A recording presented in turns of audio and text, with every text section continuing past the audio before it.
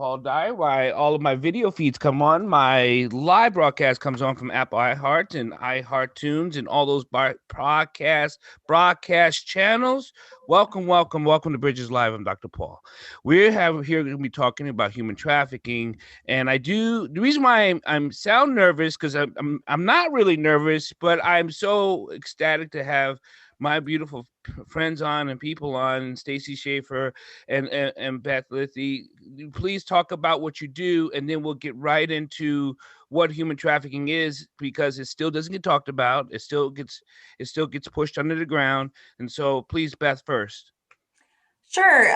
My name is Beth Luthi. I direct the anti-trafficking program for the Salvation Army Central Maryland area. So I run a program called Catherine's Cottage, which is a 24/7 emergency and transitional housing program for adult female identifying survivors of both sex trafficking and labor trafficking.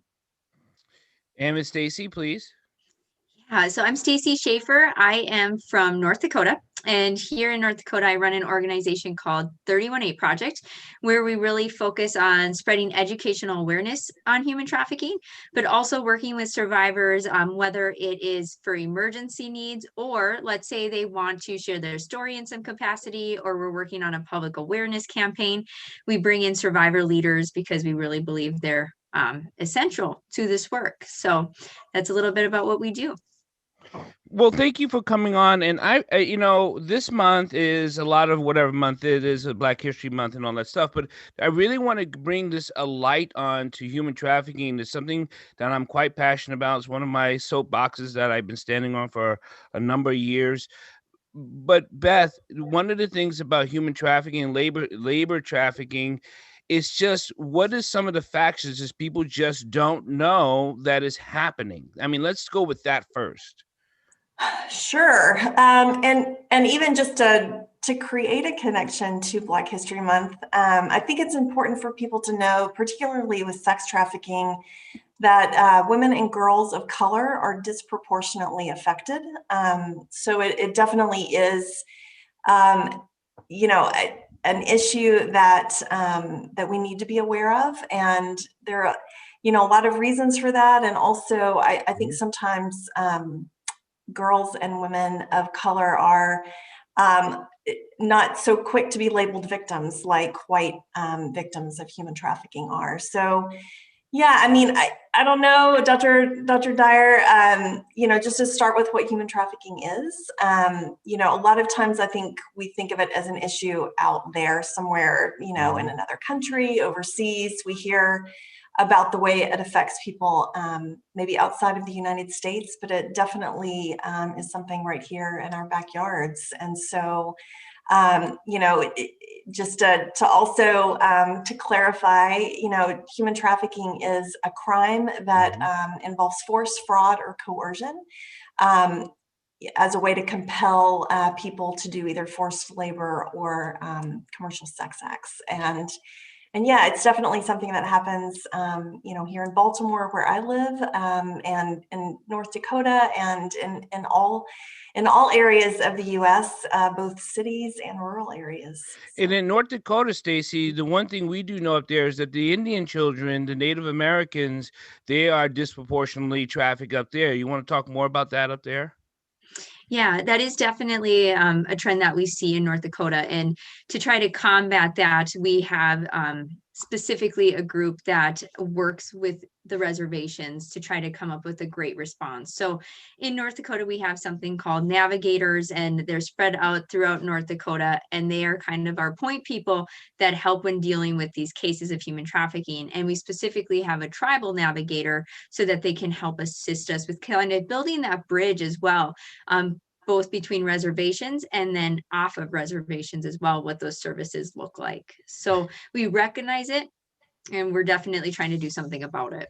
This thing behind me is Warriors Against Trafficking, and that's a lot of my martial arts brothers and sisters out there who definitely teach defense and the action of human trafficking throughout the world and throughout the United States, and still there's not enough hands in the pot to solve this problem. A direct question to you, Beth, is what's the problem? Like, we know that people are forgotten about, and that's why it's disproportionately between Black and brown children. But what else is the problem? Is that we just turn a blind eye, or we just don't give a damn? Which one? Hopefully it's not the latter. Hopefully some of it is, we use the phrase "hidden in plain sight." A lot of Yeah. times we just don't see it. The way I talk about this issue is, in a lot of ways, the survivors that I work with were victims of the crime of human trafficking, but also in a lot of ways just victims of life. And so there are a lot of things that cause people to be vulnerable. And we talk mostly about women and girls, but it's also a crime that affects boys and men, and people in the LGBTQ community are particularly vulnerable as well. And so, I've worked with anti-trafficking programs in places like India, where you could pretty easily point to poverty as the root cause. In the U.S., it's a little more complex. I think we think about movies like Taken, and that's generally not what it looks like. Often it's a girl who might not have a great home life, who doesn't feel great about herself, who is compelled through a romantic relationship. Somebody who pretends to love and then says, "I just need you to do this one thing." For a lot of people, it's connected with things like drug addiction, where those two things are intertwined. And so really, I think when we talk about what's wrong, we need to start a little bit below the surface of what is it that makes people vulnerable. And I think that goes back to, you touched on that a little bit, about really just a broken family life. And it's not just family. It's not just parent and mother and sister. It's broken love. Is that what you're looking at too, Stacey? Because I know you teach a class on this. Do you teach that it's the brokenness of a person or the brokenness of a promise? Which one? Well, I think going kind of to what Beth is saying, like you just said so many great points there. I think what we hear a lot from our survivors is they just want to be loved. Right. So what they're really missing is like just that foundation of what it feels like to ultimately be loved by someone else, which is why traffickers can take advantage of that so easily and quickly before you even realize it's happening.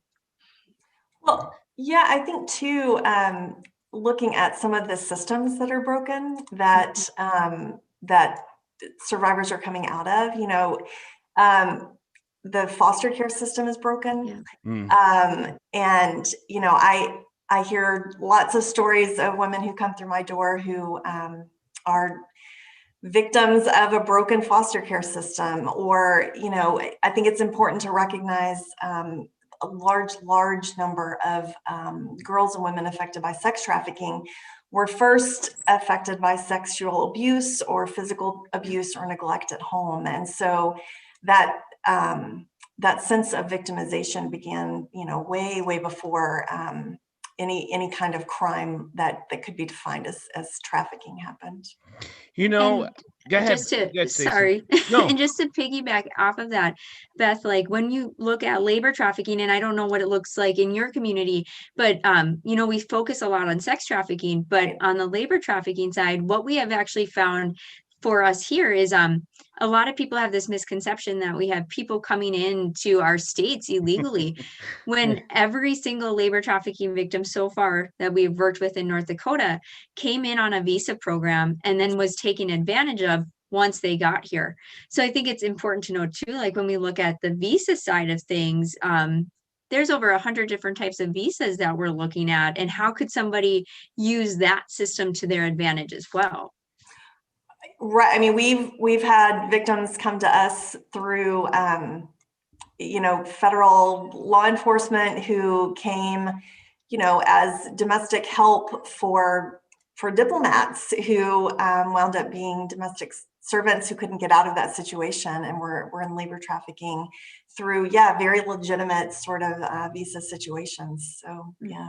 See, some of these things, we have these news sources.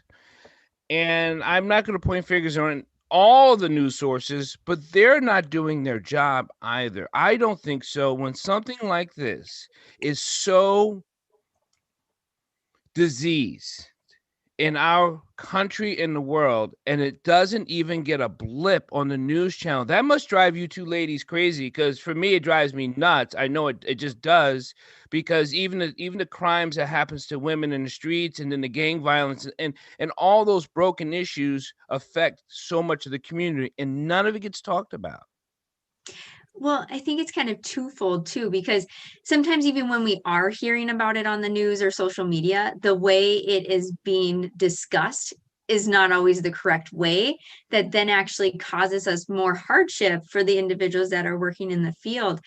So messaging, getting Okay. messaging, like correct messaging, I think is also a problem that we're dealing with right now too. Is, okay, if we're going to talk about it, that's great, but then how are we talking about it, and are we doing it correctly in a way that really highlights the problem? So what are some of those ways that we should learn how to talk about it then? Mhm. So I think, to me, depending where you're at, you should always go to the local nonprofits or organizations that are working in this field. Okay. If you're questioning about some of the information that's coming out, ask them what they're seeing and what this looks like in your community. Don't just assume like what you see on social media that that's exactly what it looks like. Mhm. Fact check your information and make sure that it's coming from credible sources. So that's the first thing that comes to my mind when you're talking about the topic. I think too, there's a real tendency to sensationalize stories of human trafficking, and it's a tragic enough kind of crime that we don't have to sensationalize it. But stories like companies who are selling kids in closets through online shopping, that is not happening. And so when you hear things like that, then you expect that human trafficking looks completely outrageous, when often it is hidden in plain sight, and often it's girls who are going out at night to meet what they think is a boyfriend, and then being trafficked, and then they're back in class in high school the next day. Or it's people who are often ignored because, well, they just look like homeless people who are out on the street, but they're really victims of crime. And so I think when we hear stories and we expect it to look like a movie, or some kind of really outrageous sort of situation, then we minimize what happens in real life to real people in really horrendous ways. Paying attention, being aware, staying aware, but caring enough to say something. It really seems simple enough, but people seem to be so withdrawn into saying something, Mhm. and they don't want to feel like they or could be wrong, or to be accusing someone, to say, I just thought that didn't look right, that didn't look right. I remember my brother got almost close to arrested, because when his first child was born, the child looked nothing like him, and when the child was acting up in Walmart, the police officer that was there said, this is not your child, and my brother got very offended. I mean, and I told my brother, I think I said, they probably thought you took the child. They're like, why would they think I took, they took the child? So I think people are afraid of being outwardly harmful in that way. Go ahead, Stacy. Yeah, no, I think that's part of it. I think there's a fear of like, if I get involved with this, what could Right. potentially happen on my end too. But what I often tell people is like, if something in your gut feels wrong, it probably is wrong. And Mm-hmm. here's the thing, there are multiple different ways you can report a case of human trafficking. If you are worried about going to your local law enforcement, you can use the tip line, the National Human Trafficking Hotline, if you prefer that.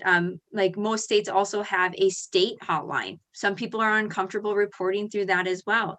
There are many different channels you can report, and you can do it without saying your name, and that tip is still out there. So we just really encourage people, like, you don't have to give your whole history of who you are, but tell us what you're seeing so we can possibly do something about that.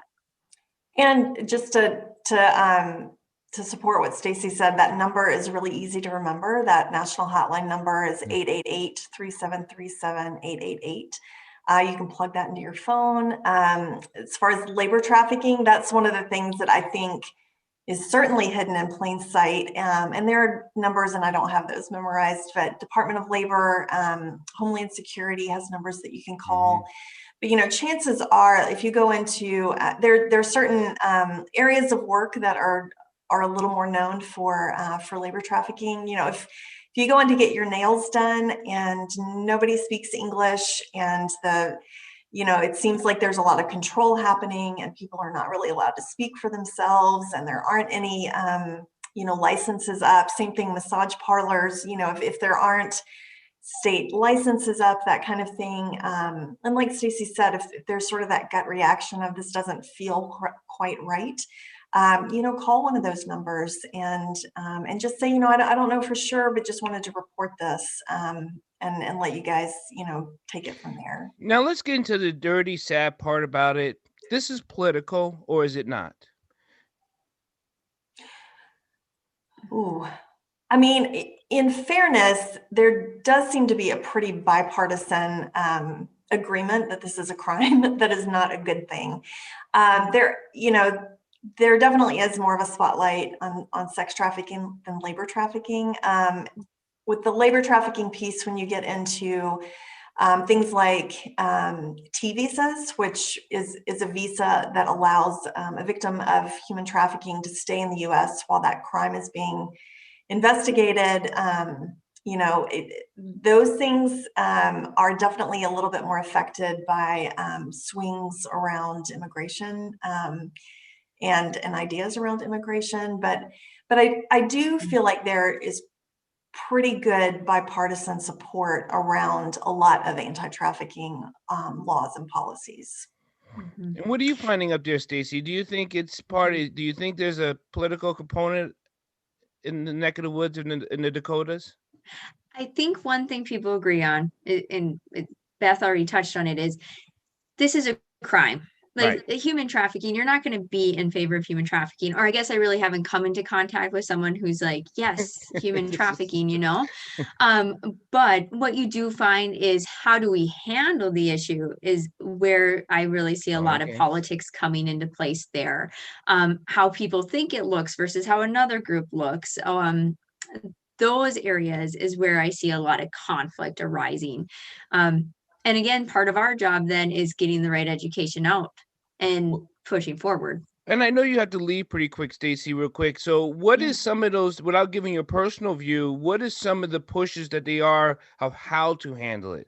What is the conflict between a side and another side? If you can give me an idea. Right. A lot of people assume trafficking does not exist in our rural communities. And we see it in our rural communities. We know it exists here.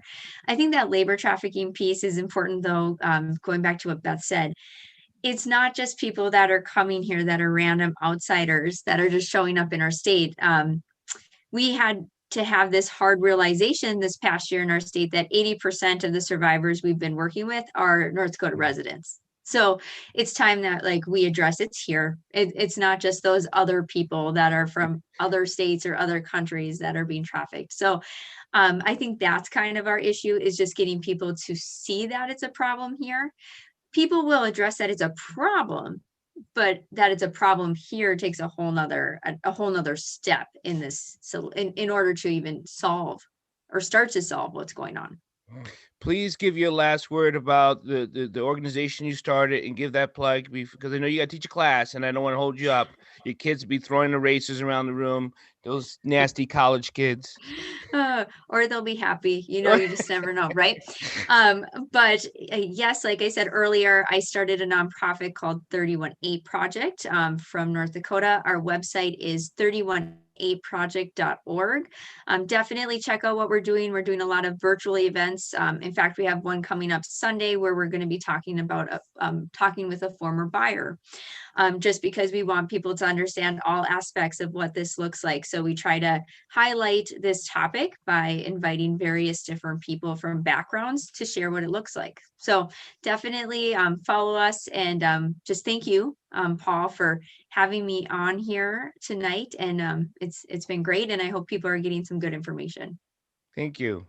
So Beth, as we're talking about information, are we able to get more into schools and get this at a younger age? And how is that program looking?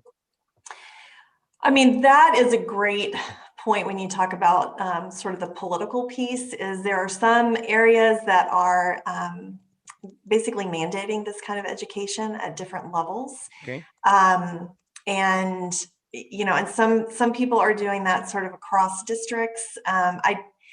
I definitely think there are some great educational resources out there that are age appropriate, and that that kind of piece it is helpful to have political will around that.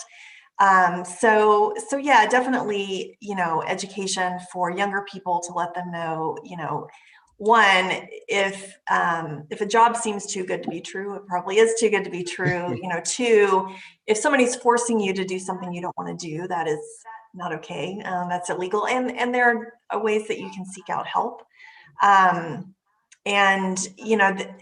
I think helping educators at least be able to identify some red flags.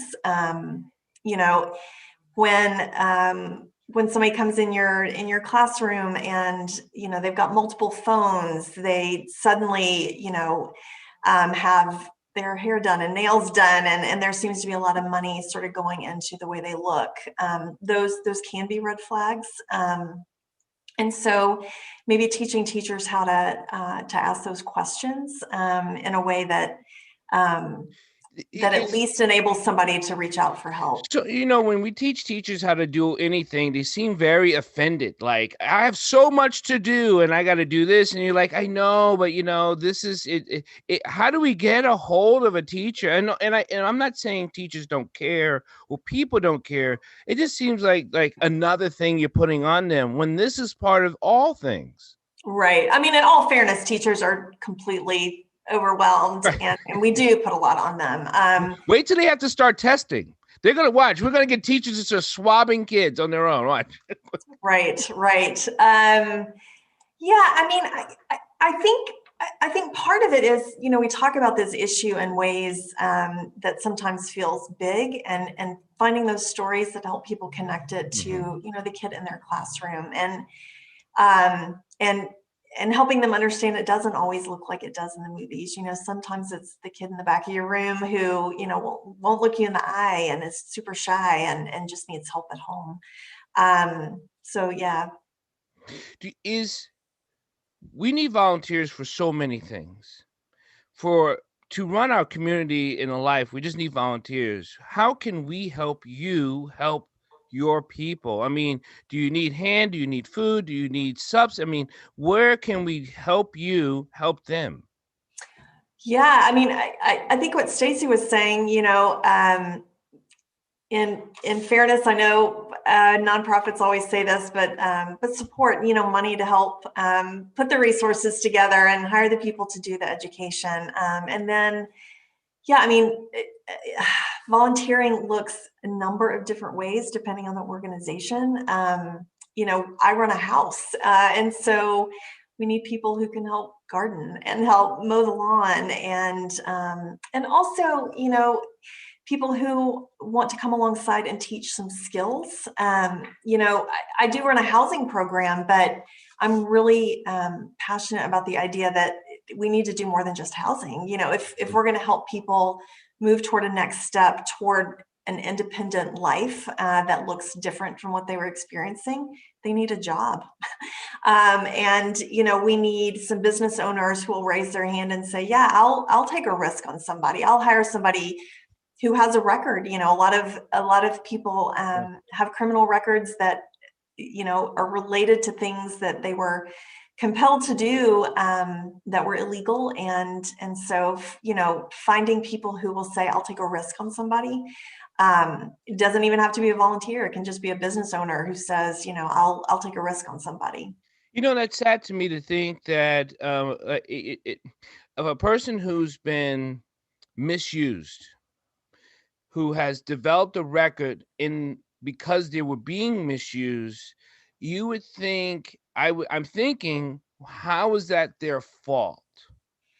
Like, how is that? I mean, I know how it's like, is this like a record that can be expunged? Like, okay, this was not them. You know what I mean? Well, and that's where the political will is important. The state of Maryland last year passed a vacature law that does allow the vacature of some of those crimes, depending on the level. But and there are a lot of pro bono law firms that are helping people with expungement. But that's the political piece, right? Is making sure that the laws in different states help victims, on the other end who are trying to do something different. So yeah. In your home that you have, in the homes that you run, there's a lot of Black and brown kids there, women, and it just, is the number going up? Is it going down? Where are these numbers going? And what is because I know they're increasing. That's the sad part. I know they're increasing. So what's causing the increase? Is COVID also like another contributing factor? I mean, is it part of it, or is it just increasing? It's just increasing. I mean, I think the reality is there's a lot of money in it. Yes, there is. Traffickers are not motivated by hurting people. They are No, motivated by money. And,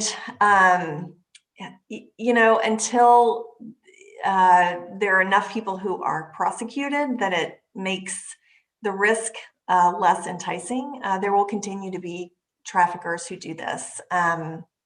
So I think the other piece, sort of circling back, is addressing the demand side, which I wish Stacey were still on here to talk a little bit more about that.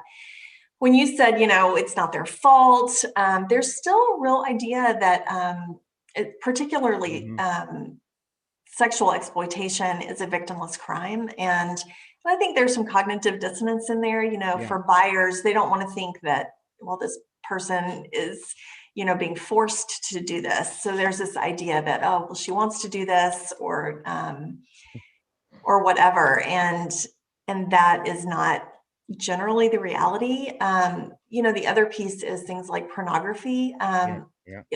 Cell phones have made it really, really easy to produce pornography really cheaply. And a lot of what you see is actually rape on film. And so, and like anything that's connected with addiction, people want to see more and more and more. And so there's a real demand for violent pornography that involves younger and younger victims. And so we need to address those pieces as well. And so maybe some of that's the education piece, is educating people on just the realities of what this looks like, and that for purchasers, it's not a victimless crime. When we could talk about education, we could talk about a lot of things. I'm going to ask you about you. Are you okay? How are you doing? How are you? You have a family, you have a home life, you have put your heart and passion into this, and you have to come home. You have to get into wherever you have to go. You have to get into the house, wherever you have to go, and still be okay. So how do you do it? How are you?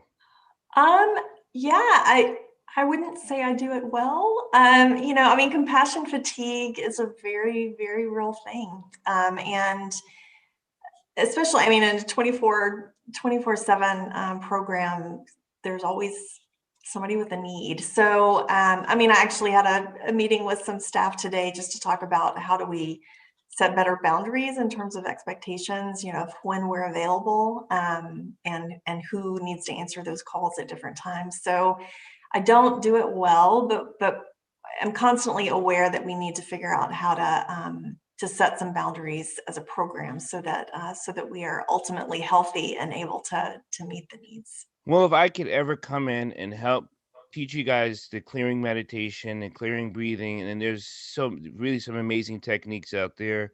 Whoever you get, someone come in and help cleanse you, and so you can practice that sealing of that protection of breath that you can to keep your soul intact, to keep your, because we need you healthy, because we need you out there. It's selfishly, but I need you healthy so you can keep doing the work you're doing. So I will 100% take you up on that. please. And then so because I just know, I know. So thank you so much. How can people get a hold of you? Where can they help donate? Where can they help volunteer, cut your grass, trim, or just volunteer to teach skill sets too?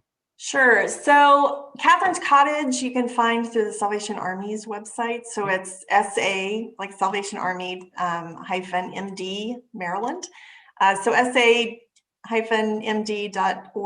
/ Catherine's Cottage. And it's CATHERINE. Thank you. And I know when people hear this or listen to it, if they have any questions, please contact me, inbox me, and I can get it straight to Beth or Stacy so they can answer your question. And if you feeling heavy with listening to this, good for you. Because I really want you to feel heavy. That's why I want to do this type of information and understanding, because we need your help. We just need your help. And really, just to end on a positive note, these are hard stories, and Yes. it takes a lot for somebody to overcome years and years and years of trauma. And,